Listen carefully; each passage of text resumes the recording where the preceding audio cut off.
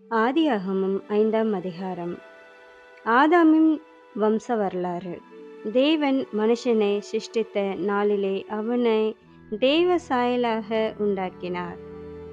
அவர்களை ஆணும் பெண்ணுமாக சிருஷ்டித்து அவர்களை ஆசீர்வதித்து அவர்களை சிருஷ்டித்த நாளிலே அவர்களுக்கு மனுஷர் என்று பெயரிட்டார்.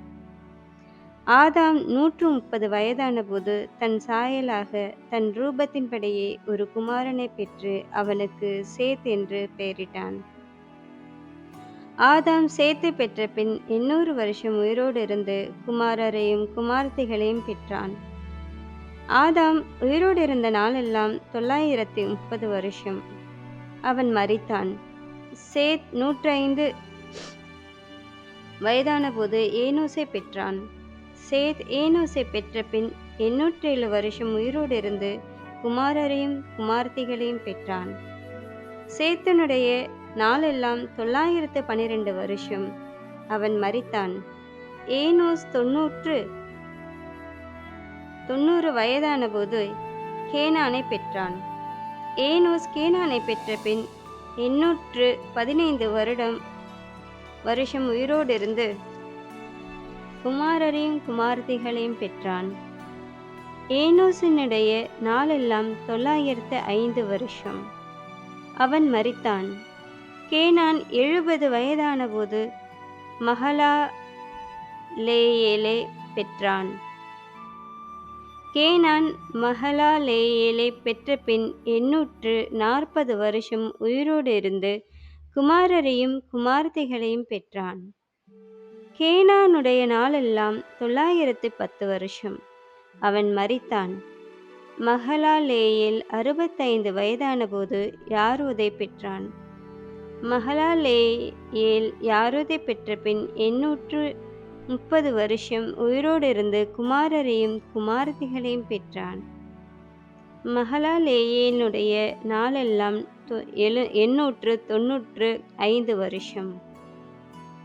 அவன் மரித்தான். யாரேத் 162 வயதான போது ஏனோக்கை பெற்றான். யாரோத் ஏனோக்கை பெற்ற பின் 800 வருஷம் உயிரோடு இருந்து குமாரரையும் குமார்த்திகளையும் பெற்றான். யாரேதுடைய நாளெல்லாம் 962 வருஷம். அவன் மரித்தான். ஏனோக்கு 65 வயதான போது மெத்தூசலாவை பெற்றான். ஏனோக்கு மெத்தூசலாவை பெற்ற பின் 300 வருஷம் தேவனோடே சஞ்சரித்து கொண்டிருந்து குமாரரையும் குமார்த்திகளையும் பெற்றான். ஏனோக்கினுடைய நாளெல்லாம் 365 வருஷம். ஏனோக்கு தேவனோடே சஞ்சரித்து கொண்டிருக்கையில் காணப்படாமற் போனான். தேவன் அவனை எடுத்துக்கொண்டார். மெத்தூசலா 187 வயதான போது லாமெக்கை பெற்றான். மெத்தூசலா லாமெக்கை பெற்ற பின் 772 வருஷம் உயிரோடு இருந்து குமாரரையும் குமார்த்திகளையும் பெற்றான். மெத்தூசலாவினுடைய நாளெல்லாம் 961 வருஷம். அவன் மரித்தான்.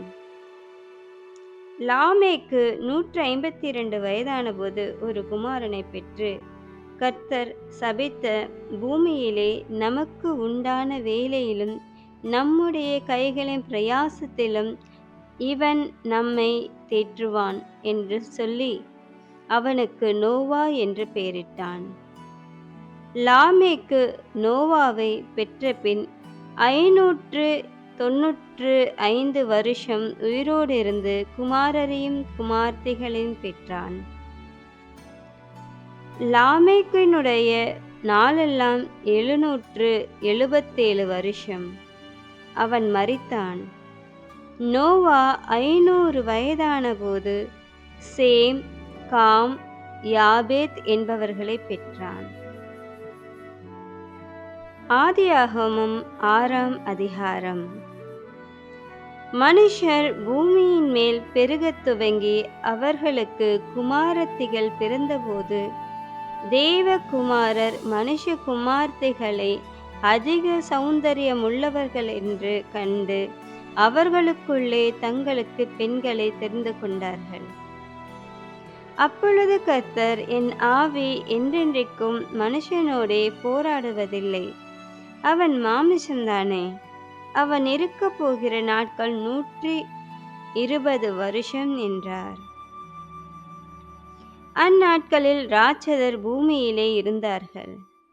பின்பு தேவகுமாரர் மனுஷகுமார்த்தைகளோடே கூடுகிறதினால் இவர்கள் அவர்களுக்கு பிள்ளைகளை பெற்றபோது இவர்களும் பூர்வத்தில் பேர் பெற்ற மனுஷராகிய பலவான்கள் ஆனார்கள்.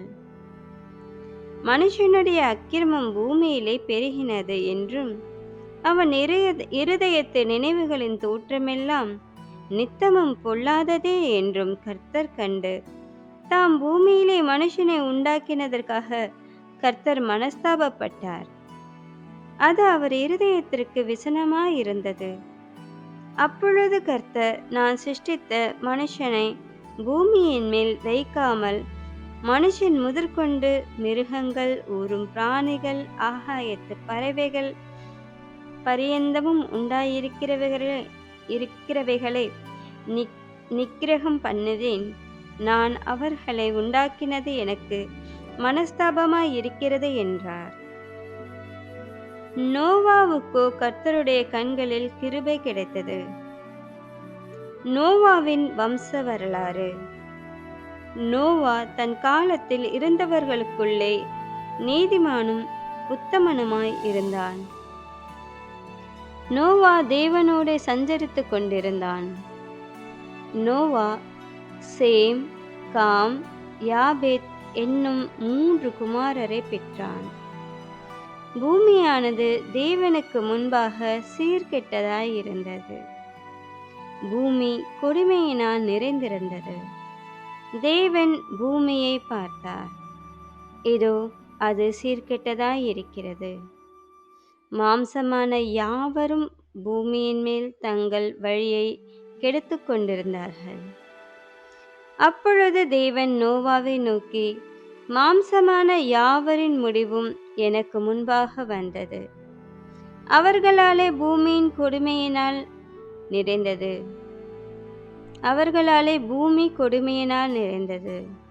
நான் அவர்களை பூமியோடும் கூட அழித்து போடுவேன். நீ கொப்பேர் மரத்தால் உனக்கு ஒரு பேழையை உண்டாக்கு. அந்த பேழையிலே அறைகளை உண்டு பண்ணி அதை உள்ளும் புறமுமாக கீழ்பூசு. நீ அதை பண்ண வேண்டிய விதம் என்னவென்றால், பேழையின் நீளம் 300 முழமும், அதன் அகலம் 50 முழமும், அதன் உயரம் 30 முழமுமாய் இருக்க வேண்டும். நீ பேழைக்குள் ஓர் ஜன்னலை உண்டு பண்ணி மேல் தட்டுக்கு 1 முழ தாழ்த்தியிலே அதை செய்து முடித்து, பேழையின் கதவை அதன் பக்கத்தில் வைத்து, கீழறைகளையும் 2ஆம் தட்டின் அறைகளையும் 3ஆம் தட்டின் அறைகளையும் பண்ண வேண்டும். வானத்தின் கீழே ஜீவ சுவாசமுள்ள சகல மாம்ச ஜந்துக்களையும் அழிக்க நான் பூமியின் மேல் ஜலப்பிரளயத்தை வரப்பண்ணுவேன். பூமியிலுள்ள யாவும் மாண்டு போம். ஆனாலும் உன்னுடனே என் உடன்படிக்கையை ஏற்படுத்துவேன். நீயும் உன்னோடே கூட உன் குமாரரும் உன் மனைவியும் உன் குமாரரின் மனைவிகளும் பேழைக்குள் பிரவேசியுங்கள். சகலவித மாம்சமான ஜீவன்களிலும் ஆணும் பெண்ணுமாக வகை ஒன்றுக்கு ஒவ்வொரு ஜோடு உன்னுடன் உயிரோடே காக்கப்படுவதற்கு பேழைக்குள்ளே சேர்த்துக்கொள். ஜாதி ஜாதியான பறவைகளிலும் ஜாதி ஜாதியான மிருகங்களிலும் பூமியிலுள்ள சகல ஜாதி ஜாதியான ஊரும் பிராணிகளிலும் வகை ஒன்றுக்கு ஒவ்வொரு ஜோடு உயிரோடே காக்கப்படுவதற்கு உன்னிடத்திலே வரக்கடவது. உனக்கும் அவைகளுக்கும் ஆகாரமாக சகலவித போஜன பதார்த்தங்களையும் சேர்த்து உன்னிடத்தில் வைத்துக்கொள். நோவா அப்படியே செய்தான். தேவன் அவனுக்கு கட்டளையிட்டபடியெல்லாம் அவன் செய்து முடித்தான். அதிகாரம் 7. கர்த்தர் நோவாவை நோக்கி, நீயும் உன் வீட்டார் அனைவரும் பேழைக்குள் பிரவேசியுங்கள். இந்த சந்ததியில் உன்னை எனக்கு முன்பாக நீதிமானாக கண்டேன்.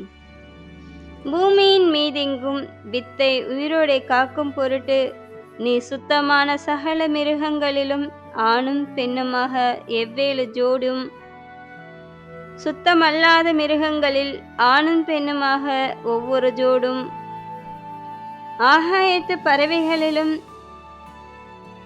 சேவலும் பேடுமாக எவ்வேழு ஜோடும் உன்னிடத்தில் சேர்த்துக்கொள். இன்னும் 7 நாள் சென்ற பின்பு 40 நாள் இரவும் பகலும் பூமியின் மேல் மழையை வரிசிக்க பண்ணி, நான் உண்டாக்கின ஜீவ ஜந்துக்கள் அனைத்தையும் பூமியின் மேல் இராதபடிக்கு நிக்கிரகம் பண்ணுவேன் என்றார். நோவா தனக்கு கர்த்தர் கட்டளையிட்டபடியெல்லாம் செய்தான். ஜலப்பிரளயம் பூமியின் மேல் உண்டான போது நோவா 600 வயதாயிருந்தான். ஜலப்பிரளயத்துக்கு தப்பும்படி நோவாவும் அவனோடனே கூட அவன் குமாரரும் அவன் மனைவியும் அவன் குமாரரின் மனைவிகளும் பேழைக்குள் பிரவேசித்தார்கள். தேவன் நோவாவுக்கு கட்டளையிட்டபடியே சுத்தமான மிருகங்களிலும் சுத்தமில்லாத மிருகங்களிலும் பூமியின் மேல் ஊறும் பிராணிகள் எல்லாவற்றிலும் ஆணும் பெண்ணும் ஜோடு ஜோடாக நோவாவினிடத்தில் பேழைக்குட்பட்டன. 7 நாள் சென்ற பின்பு பூமியின் மேல் ஜலப்பிரளயம் உண்டாயிற்று. நோவாவுக்கு 600ஆம் வயதாகும் வருஷம் 2ஆம் மாதம் 17ஆம் தேதியாகிய அந்நாளிலே மகா ஆழத்தின் ஊற்றுக்கண்கள் எல்லாம் பிளந்தன. வானத்தின் மதகுகளும் திறவுண்டன. 40 நாள் இரவும் பகலும் பூமியின் மேல் மழை பெய்தது.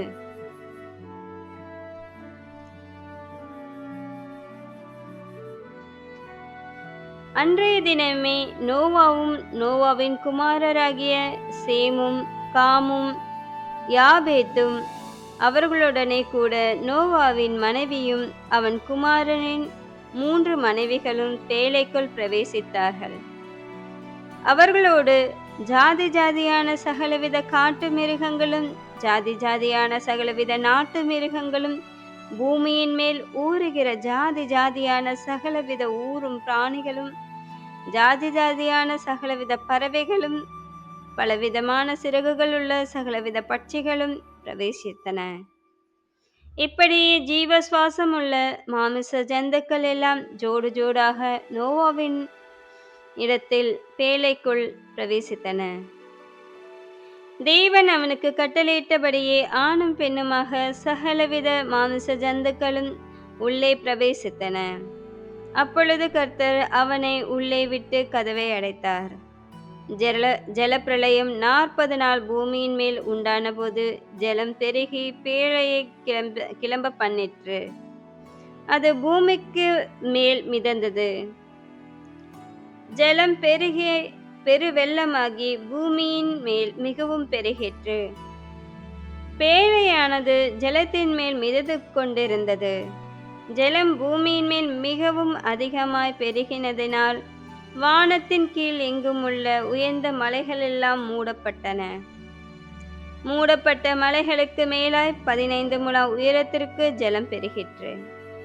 அப்பொழுது மாம்ச ஜந்துக்களாகிய பறவைகளும் நாட்டு மிருகங்களும் காட்டு மிருகங்களும் பூமியின் மேல் ஊறும் பிராணிகள் யாவும் எல்லா நர ஜீவன்களும் பூமியின் மேல் சஞ்சரிக்கிறவைகள் யாவும் மாண்டன. வெட்டாந்தரையில் உண்டான எல்லாவற்றிலும் நாசியிலே ஜீவ சுவாசமுள்ள எல்லாம் மாண்டு போயின. மனுஷர் முதல் மிருகங்கள் ஊரும் பிராணிகள் ஆகாயத்து பறவைகள் பரியந்தமும் பூமியின் மேல் இருந்த உயிருள்ள வஸ்துக்கள் யாவும் அழிந்து அவைகள் பூமியில் இராதபடிக்கு நிக்கிரகமாயின. நோவாவும் அவனோடே பேழையிலிருந்த உயிர்களும் மாத்திரம் காக்கப்பட்டன. ஜலம் பூமியின் மேல் 150 நாள் மிகவும் பிரவாகித்து கொண்டிருந்தது. அதிகாரம் 8.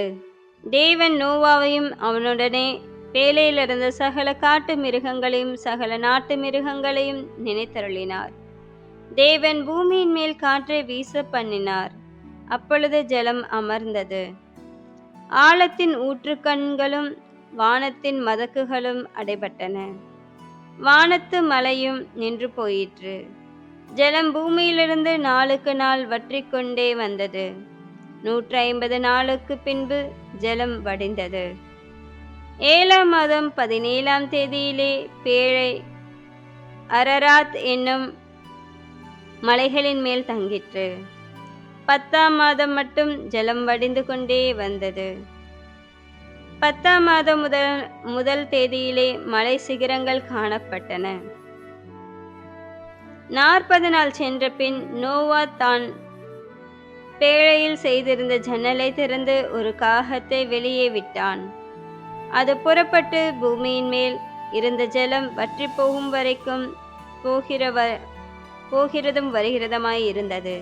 பின்பு பூமியின் மேல் ஜலம் குறைந்து போயிற்றோ என்று அறியும்படி ஒரு புறாவை தன்னிடத்திலிருந்து வெளியே விட்டான். பூமியின் மீதெங்கும் ஜலம் இருந்தபடியால் அந்த புறா தன் உள்ளங்கால் வைத்து இளைப்பாற இடம் காணாமல் திரும்பி பேழையிலே அவனிடத்தில் வந்தது. அவன் தன் கையை நீட்டி அதை பிடித்து தன்னிடமாக பேழைக்குள் சேர்த்து கொண்டான். பின்னும் 7 நாள் பொறுத்து மறுபடியும் புறாவை பேழையிலிருந்து வெளியே விட்டான். அந்த புறா சாயங்காலத்தில் அவனிடத்தில் வந்து சேர்ந்தது.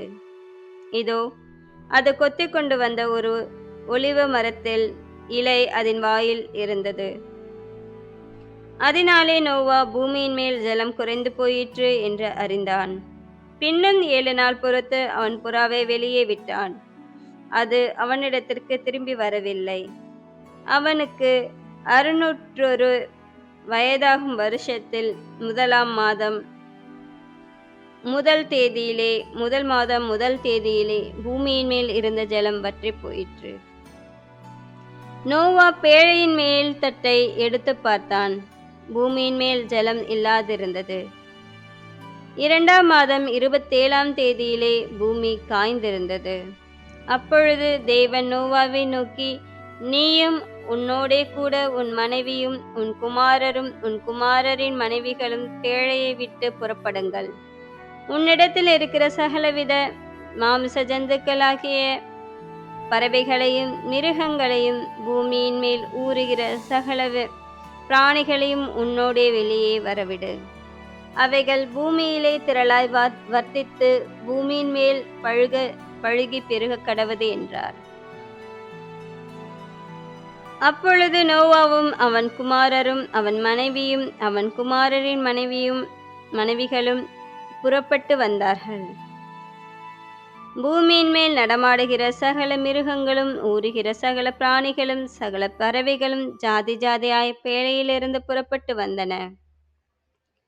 அப்பொழுது நோவா கர்த்தருக்கு ஒரு பலிபீடம் கட்டி சுத்தமான சகல மிருகங்களிலும் சுத்தமான சகல பறவைகளிலும் சிலவற்றை தெரிந்து கொண்டு அவைகளை பலிபீடத்தின் மேல் தகன பலிகளாக பலியிட்டான்.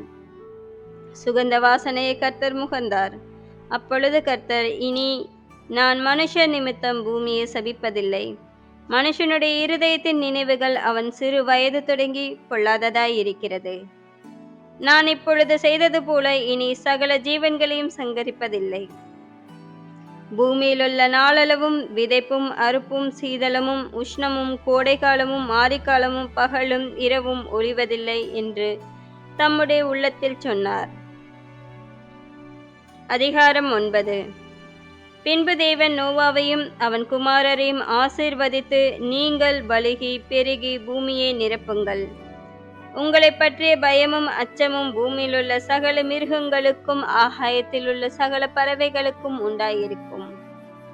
பூமியிலே நடமாடுகிற யாவும் சமுத்திரத்தின் மச்சங்கள் யாவும் உங்களுக்கு கையளிக்கப்பட்டன. நடமாடுகிற ஜீவ ஜந்துகள் யாவும் உங்களுக்கு ஆகாரமாய் இருப்பதாக. பசும் பூண்டுகளை உங்களுக்கு தந்தது போல அவைகள் எல்லாவற்றையும் உங்களுக்கு தந்தேன். மாமிசத்தை அதன் உயிராகிய இரத்தத்தோடே புசிக்க வேண்டாம். உங்களுக்கு உயிராய் இருக்கிற உங்கள் இரத்தத்திற்காக பழி வாங்குவேன்.